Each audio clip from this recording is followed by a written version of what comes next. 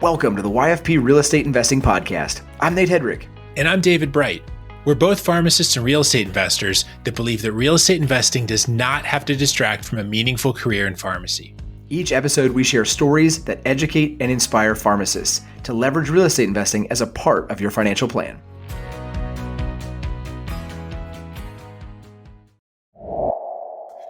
Hey, David, how's it going?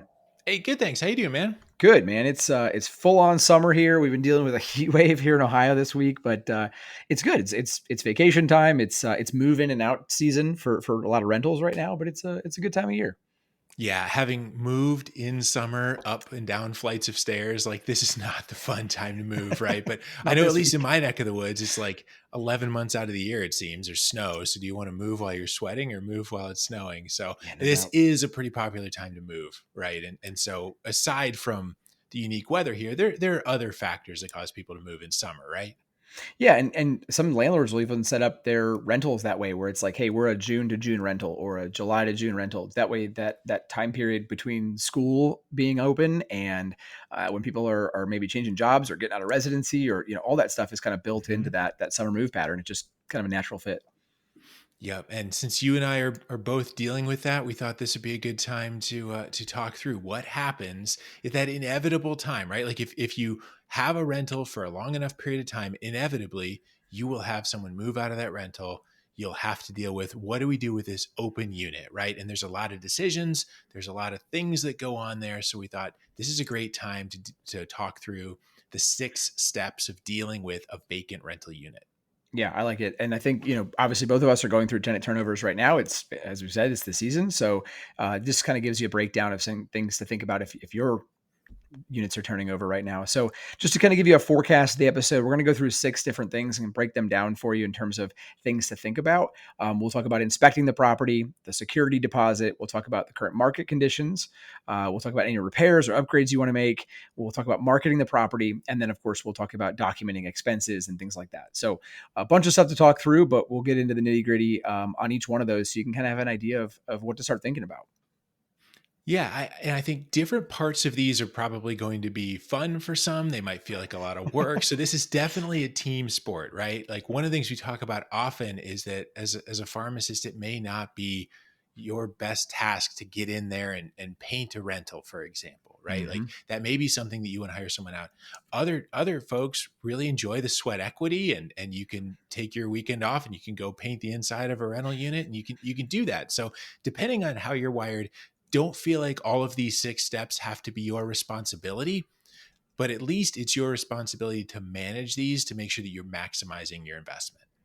Yeah, I mean, I think that's a really good point. There are a lot of people that are going to turn over most of this to a property manager, right? Yep. But if you aren't managing the property manager, a lot of this stuff could get missed or not done correctly. It's one of the things that I think people that tend to use property managers and have not had a lot of experience with them might jump in and say, great, I give it to the property manager, I pay my 10% and just turn it off. But the reality is you have to manage that person. This is a business. You have to run it that way. They're like an employee of yours, essentially. So you have to kind of be overseeing these things and aware of how this process should go.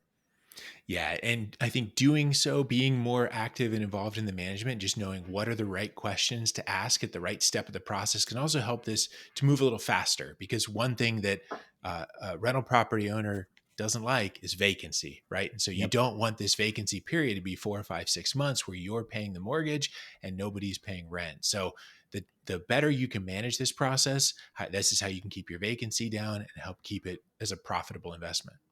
Yep. So, all right, let's jump right in. This is actually something I'm doing in 3 days. I've got a scheduled appointment on Monday to inspect a property on someone that's moving out. So, David, maybe give us a little bit of breakdown on what things you're looking for when you're going through and either inspecting the property yourself or having the property manager do that, and what things you'd expect to come back from them.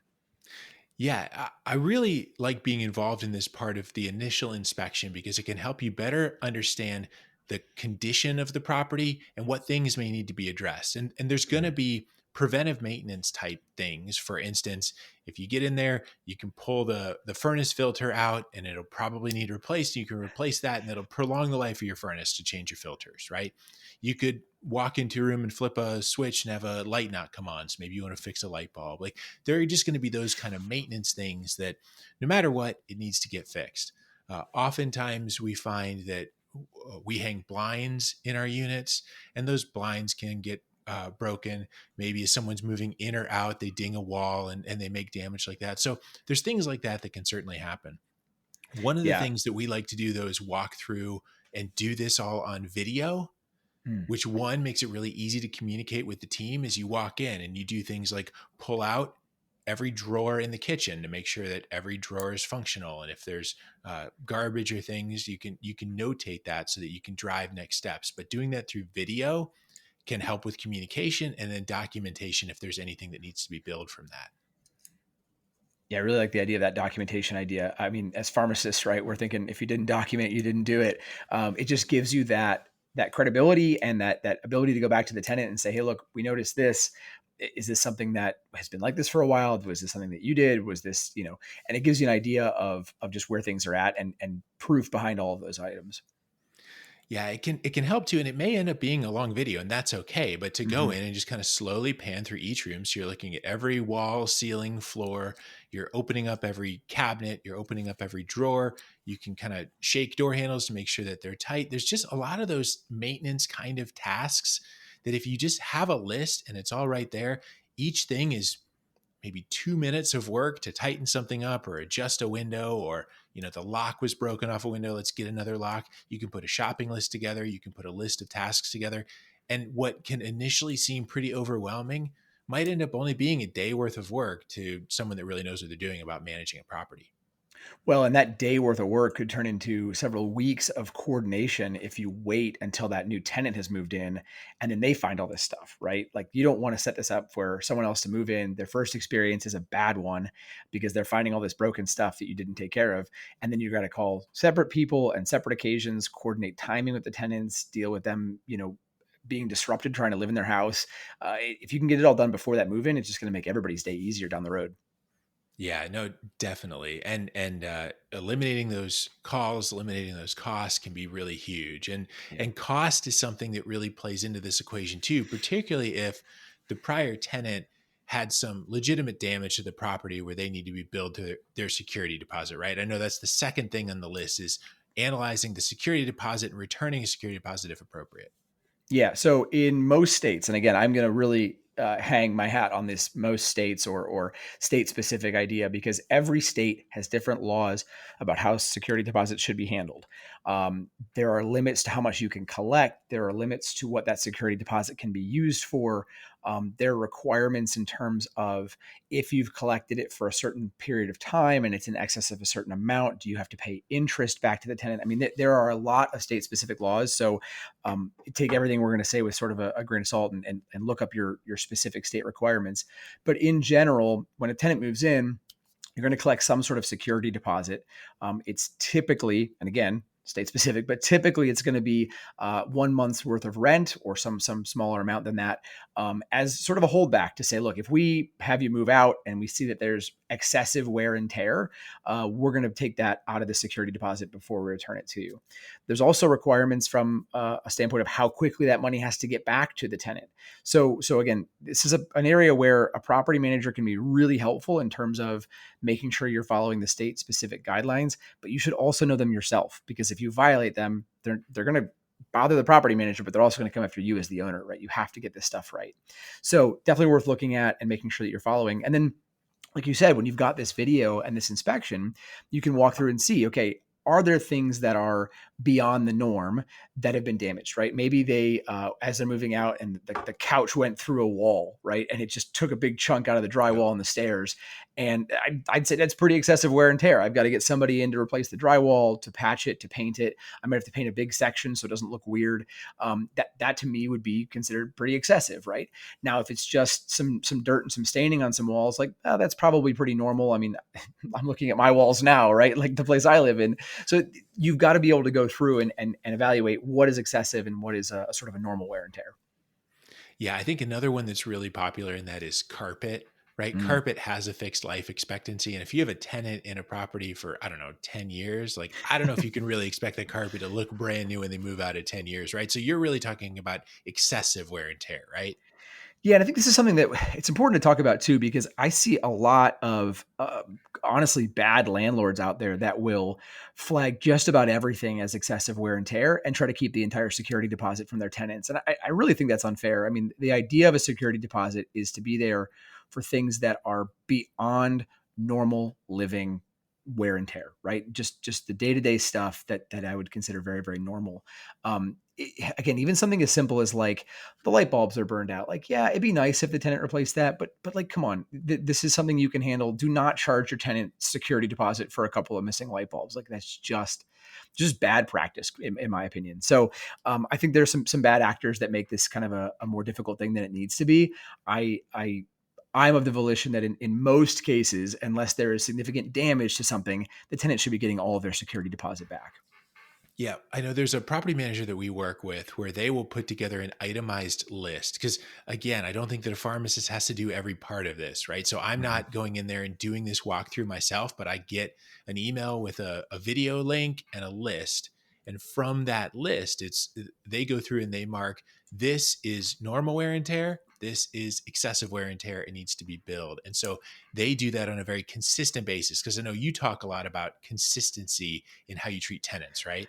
Yeah. So one of the things that I do is when a tenant moves in, they actually get a little printout list of some of the areas of the house, and it basically breaks down like living room, and it talks about like floors, and it actually lets them fill in the condition of those particular locations, and talking about how the property looks when they move in. And then what I do is, like I said, I've got one of these coming up on Monday. I go back with the tenant when they move out. We walk around the house together and look at the condition and compare it to that original list. Right? Very consistent. It's all laid out. It's very objective. And so if they moved in and said the floors are, they're perfect, you just refinish the hardwoods, and I come in and they're scratched to high heck because the dog was running through it all the time, like that is probably excessive. And we can talk about that when I'm there with the tenant. I just try to be really real with the individual. Like, what do you think about this? Like, does this feel excessive to you? And most people are pretty reasonable if you actually have that face-to-face discussion with them. Nice. I like it. I like it. So you're analyzing the property to figure out what needs to be done and what those next steps are. But in tandem with that, you're also analyzing the market because, as a part of the rehab process or the renovation process, the refresh that you do between tenants, there's always this question of, well, is this the time to make some kind of upgrade, right? Mhm. So that's another piece of this that you bring in, right? Analyzing the market. Yeah, and I'm doing this well before that tenant actually moves out. Again, just talking about the property that I've got coming up next week. I've already been doing this, looking at other rentals that are out there. So the first thing I'm doing is comparing, well, what's market rent in general, Mhm. right? Is it going up? Is it staying flat? Where are we to when the tenant moved in the first time? And so like this particular tenant, they moved in about a year ago, maybe a year and a month or so, and so I'm just comparing to a year ago, like where are market rents in general, starting there. Then I'm looking at comparable properties to see, okay, what are those comparable properties running for now, so that I can get an idea of price.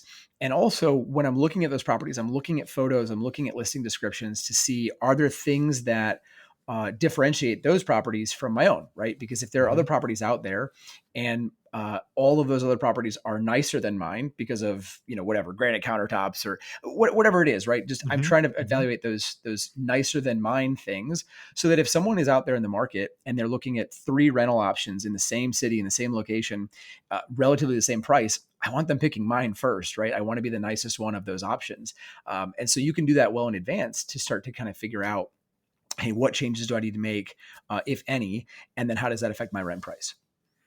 Yeah, and I think another piece of this, because we've got a vacancy here coming up the next few days also, and one of the analysis things that we've been walking through, if we think back to episode 61 where we talked about the decision of keep versus sell, Mm-hmm. this is one where the neighborhood has gone up quite a bit in value, but rents haven't followed. And so as we're looking at this one, when this tenant moves out, we're probably going to use this as a time to put this property on the market for sale and capitalize on the price increase absent of that rent increase. Yep, and we've done that as well. And you really have to know that up front, because if you start making changes as a rental property, it might be different than the changes, the upgrades you make as a for sale property, right? Yep. So that's good to know up front, and something you can work on well before the property ever changes hands. Yeah, yeah. One example of that I'll just share for this one is in my area. One of the things that is really popular in flips in this neighborhood is everybody's putting in butcher block countertops. It's like the cool thing of the week, right? But I can't imagine the maintenance of butcher block countertops in a rental, because it just Yeah. feels like it's too easy to get destroyed if you're not taking care of that and, you know, oiling it and the things that you're supposed to do, right, to maintain butcher block over time. So we don't generally put butcher block in rentals. But as we go through and we look, and it's been several years since there were new countertops, we're probably going to do new countertops. This is our decision point of, do we put in the same laminate that was there, or do we make an upgrade because it's time to sell? And so you're right; those are the things to be thinking about. Not necessarily when you walk in, although it's fine if you need to pivot at that point. But as much as you can plan on that in advance, gives you time to order materials and to then better execute those updates. Yeah, and that's really our next point, right? Is planning and executing those upgrades or those repairs. And so let's talk about that next. Is kind of the, now that you have a sort of a plan in place, like what does that look like? Yeah, this is the part of the process where I still get pretty involved, and because I really enjoy the nuts and bolts of getting something like this done, right? And like we've shared, if you see me swinging a hammer at a rental, there's something wrong, right? Like, I am not good at actually doing this work, but I enjoy the planning and the staging of the work so that it all gets done, and it gets done pretty quickly. So one of the things is going back to your notes from that initial walkthrough. If you need doorknobs tightened or light bulbs replaced, or another one that's really common is smoke detector batteries, just going Mhm. through and replacing all the batteries and all the smoke detectors. You just get a pack of batteries, and it's really simple at this stage in the process, so that when someone, I mean, if someone walks through the house and the smoke detectors are chirping, that doesn't give a good indication that this house has been well taken care of, right? Yep. So those kind of things, just spending a few dollars, knocking that all out, making one big list.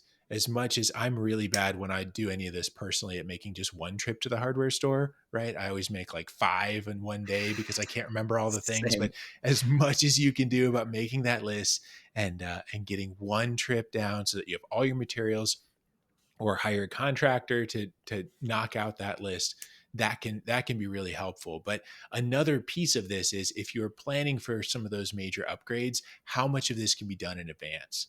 Like we mentioned, flooring, that may require getting a carpet measure for the house, and that carpet measure could be done 30, 60 days before the tenant moves out, so that you've got the rooms figured out. You can order the carpet, you can set the install date, and those things that have to be planned quite a ways out could happen just a few days after the tenant moves out. Yeah, I'm glad you mentioned that. I'm going through that myself right now. I actually am planning on replacing all the first floor windows and putting new Mm, siding on the house. It's painted wood siding right now in this place, and it looks good right now. It's mhm. starting to peel in a couple little spots, and so I want to get in front of it and cover that up with basically a new vinyl siding, so I don't have to constantly do the maintenance on this thing. And that's something I don't want to do while a tenant is living there, especially like the window replacement. That's pretty disruptive.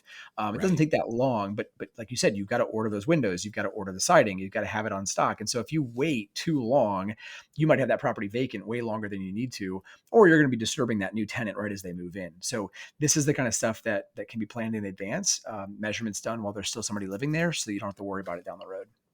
Yeah, yeah, absolutely. And even though we've seen the supply chain improve a little bit, where you might not have to order windows several months in advance, right?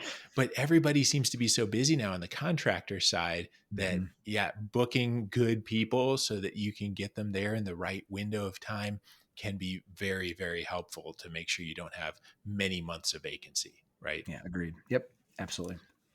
So then, once you've got those upgrades, you've decided, are you going to re-rent it? Are you going to sell it? Are you going to make some upgrades to try to get the rent rate higher? Are you going to say this is right on par with the neighborhood and we're just going to kind of tighten it up and make sure it's safe and respectable for the next tenant? Once you've got all that done, now comes the marketing of the property, right? Like, you have to let people know it's available. And I know with your realtor hat on, you do marketing all day. So tell us a little bit about that. I mean, there's a lot of steps here, right? You've got to figure out, how am I going to market this? How am I going to price it? This is an area where a lot of people will lean on their property manager, right? This is a great asset that they provide, is that they know the market, they know the rentals, they know what people are looking for, they know what things are going to hold back a property, and so you can really lean on them to help with pricing and making any changes that might benefit the property overall. It's also a time to kind of reevaluate that property manager. It's difficult to do a property manager change while a tenant is still in the property. It Mhm. can be disruptive. You've got to deal with key transfers, and most of it can be done behind the scenes. But like if they're paying to the wrong entity and there's not security deposits that are changing over, like it's just a lot easier if you're doing it when there's no tenant in place. So it's a good opportunity if you are thinking about changing property managers, or even if you're not, but it's a time to reevaluate. This is a good time to do all that. And then if you decide to market it yourself, where are you going to list that property? Is it a Craigslist only kind of a thing, Facebook Marketplace, or is this more legitimate where you're going to put it on the MLS with an agent and try to get it posted that way? So you've got a lot of options to consider depending on the property and the location. Yeah, and what about the pharmacists that may have been self-managing a property and now they're maybe thinking, I've got 2 or 3 more units than I had when I last marketed this Mhm. property. Maybe I'm just getting ready to be done with self-management or vice versa. They've had a property manager and they're thinking to themselves, this can't be all that hard. I want to try this for this round. What would you say to that pharmacist that's on the bubble there? Yeah, I mean, well, if it's me, right? Anything local, like I like having my hands in it, but that's a Hmm. personal decision. I think it really comes back to like, what do you want to do? Like either of those is viable. I think it can be intriguing or enticing to look at that and say, man, I'm paying that guy 10% a month. In the last 6 months, he basically did nothing. Like there was no tenant interaction. Like I should be collecting that 10%, right? So it can be enticing to try that. But then there's other days where like just the other day, I had a garage door that wasn't working for a tenant. I was dealing with a bunch of offers that I was trying to put in for a house. I was listing a property. I was home with the kids. And like, oh, this is just one more thing added to my day. And it can be a lot. So you have to kind of weigh all of those options when you're making that decision. Both are completely viable. It's just a matter of personal preference. Yeah, and I think you're right. I think a lot of that comes down to like what else is going on in the world. There could be seasons of life where that's a really good fit and you want to get your hands dirty and build that sweat equity and do some of that yourself, and other seasons where it's like, yeah, like for me, I am happy right now that when there's a dripping faucet, I'm not getting in the car and driving 45 minutes to this house and trying to figure all that out, right? Especially because I wouldn't be able to figure it out anyway. So no, that's for sure. Well, Um, I've definitely dragged the kids to a problem before and taught them how to fix it. And then so that's my parenting for the day. I don't know if they like it or not, but that's my parenting occasionally. It's like we're going to the house. This is how you maintain these properties. I like it. I like it. Well, then I know one thing that we've talked about is when you are going to these houses, you are far better than me at tracking your mileage and tracking your expenses, right? Because as you do this more and more, there becomes a lot of those little expenses that add up over time. And I think that's the sixth thing on this list is Mhm. when you are between tenants and you're making these repairs and you're doing this work, there are a lot of legitimate expenses there, and tracking it is important, whether that's tracking it so you can apply properly with a security deposit to your actual expenses and have receipts and things like that, or tracking it for your end of year books and tax. Or tell me a little bit about how you do some of the tracking on this to make it a fit. Yeah, and again, these are for the ones I self-manage. I mean, we're tracking everything ourselves. Like you said, the mileage is super important. We add that to again all of our logs because you can get a deduction on that from the government at the end of the year. So it's all part of that. And you've got expenses that are broken down when you look at the standard, like how they want you to track it for your rental expenses tracking. There'll be things like management expenses and marketing fees, and like all those things are baked in, and they're all separated out line by line. So I really try to separate out as best I can and break it down into the IRS approved categories so that when I send Hmm. it to my accountant at the end of the year, it's very cut and dry of like, okay, here are the dollars and the mileage and here's where it was all spent.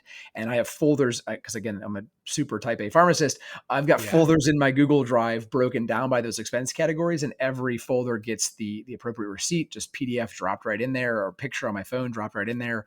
And so again, I could share that entire folder with my accountant. And if they ever want to look through like, Nate said he had 10 items in repairs, like what were those? And they can open it up and see every single one of those right there and then. No, there's two things that I really like there. One is you're organized. I just love taking pictures of receipts, right? Because they're so easy to get lost. Like you leave Lowe's or Home Depot or whatever, and you sit down and like that receipt is gone instantly. Like I don't know how they disappear as quickly as they do, but yeah, the picture right away is really helpful. Or the emailed receipts that you can just PDF and put in a folder, right? I think that's huge. I have Google Drive like right on my phone, and so literally as I'm checking out at Lowe's, I'll lay the receipt down on the counter, snap a quick picture, hit upload to the Google Drive and like it's done. They don't have to worry about it. Yeah, that's such a helpful tip for tracking your expenses, because not only is it necessary for some of the the reporting that you have to do, but also some of the proactive planning for the next thing that you need to do. If you Mhm. do 3 or 4 of these and you realize that, every time I have to go through and repaint a property, even if I'm doing it myself, you always think paint is cheap, but yeah, there's maybe 600 or 800 bucks by the time you have roller trays and plastic and tape and paint and all these things, right? Like that starts to add up. And so if you get those kind of figures, then you can think, oh, well, for the next one, I need to make sure I'm setting aside and planning for this amount for this thing. And, when we go to replace doorknobs, it's this. When we go to replace windows, my average cost per window is this. And so it can really help you with those planning stages when you go to repeat this process for the next property.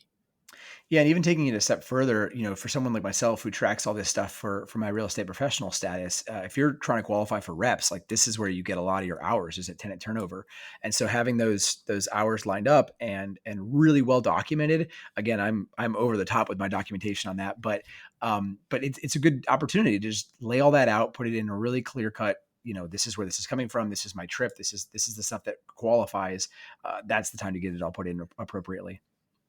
I like it. I like it. So that caps off our 6 things, right? The 6 things that we covered are: inspect the property, return the security deposit, analyze the market, make your repairs and upgrades, market the property, and then document and track all these expenses. So Nate, I know we've covered a lot of ground quickly there. Any parting thoughts or any big picture things that someone should keep in mind when they're getting ready to deal with this vacant rental property? Yeah, I think this always comes up whenever I do a tenant turn. It always feels like the most stressful part of the process. And I don't know that it should. It just certainly does. I think there's a nudge to make it like be like I'm just going to do this the easy way, get done with it, and move on, right? But I really want, if you're ever going through this yourself, like just slow down and make sure you're doing it all right. I mean, re-renting the property is a big opportunity, and it's something you're locked into for, in almost all cases, at least a year. And so doing it right, following again, the state guidelines on everything, first of all, but also Mhm. just following through in a way that is going to be beneficial for you and your tenant for the coming year. It's going to save you so much headache down the line. Just spend the time to get it done right. Plan ahead. This should not be a surprise, right? You should not be writing your leases where you find out that the tenant is moving out next week. Like that's not an option as far as my leases are concerned. I want to know 60 days in advance or 30 days in Mhm. advance at an Mhm. absolute minimum so I can plan for this stuff and prepare. And quite frankly, if you're going to be doing it yourself, you have to be setting aside the time to do this, right? You can't just hope it shows up and find 2 hours somewhere. Like you've got to be setting aside the time when that turnover occurs to be involved in the process. So take the time, do it right. That's probably the biggest piece of advice I can give. Yeah, and that feels very much like how we often talk about treating this like a business, right? If you Mhm. want this to perform like an investment that is doing well, you need to treat it like a business and take it seriously, analyze the rents, make sure you're maximizing profitability, maximizing that opportunity for the next tenant to have a safe and respectable living situation, or if you're going to sell it, the next homeowner to have a safe and respectable house to move into. Yep. So treating it like a business will help it to be really successful also. So for folks listening, if you have a tenant turn story, if you have a question to ask, or any good before and after photos, we love those, right? We'd love to Yeah. see that on the YFP REI Facebook group. So go ahead and post those there. Yeah, absolutely. And if you guys are in the market for again listing a property or finding a new property manager, and just need an agent, need some help with that, don't hesitate to reach out. Like that's one of the things that we can help with. If you go over to yfprealestate.com, we have a find an agent tool right there. We can find somebody in your area that's investor friendly. So just don't hesitate to reach out. We'd love to help. Hopefully that's helpful to you guys. And when your next tenant turn comes up, you'll be way more prepared. So with that, enjoy the hot heat out there if you're if you're in my neck of the woods, and have a great rest of the day. Thanks for listening to the YFP Real Estate Investing Podcast. If you like what you heard in today's show, please leave us a review and subscribe to the show so you never miss an episode.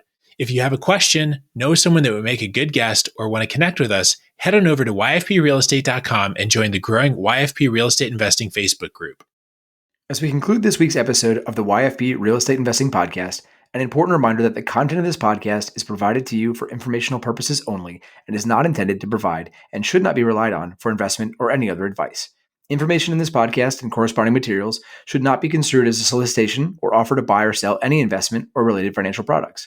We urge listeners to consult with their financial advisor with respect to any investment. Furthermore, the information contained in our archive newsletters, blog posts, and podcasts is not updated and therefore may not be accurate at the time you listen to it. Opinions and analyses expressed herein are solely those of your financial pharmacist unless otherwise noted and constitute judgments as of the dates published. Such information may contain forward-looking statements which are not intended to be guarantees of future events. Actual results could differ materially from those anticipated in the forward-looking statements. For more information, please visit yourfinancialpharmacist.com/disclaimer. Thank you for your support of the YFP Real Estate Investing Podcast. Have a great rest of your week.